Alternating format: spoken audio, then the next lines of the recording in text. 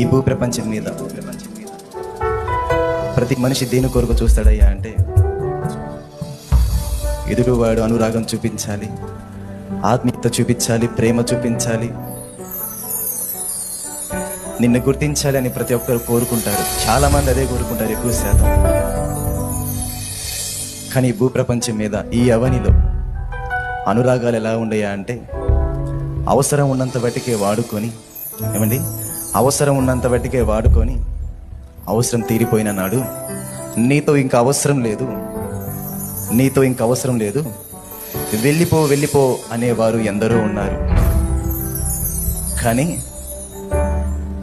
ఈ భూప్రపంచం మీద మనుషులు ప్రేమలు మారచ్చు, అనురాగాలు మారచ్చు, ఆత్మీయతలు మారచ్చు, ప్రేమలు మారచ్చు, ఏదైనా మారచ్చు. కానీ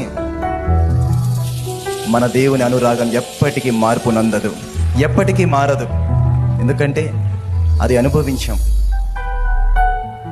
ఎన్నోసార్లు ఒంటరిగా కూర్చొని ఆలోచిస్తున్న సమయంలో, ఏమండి, ప్రతి ఒక్కరు ఏదో ఒక విషయంలో ఏడుస్తూనే ఉంటారు కదా.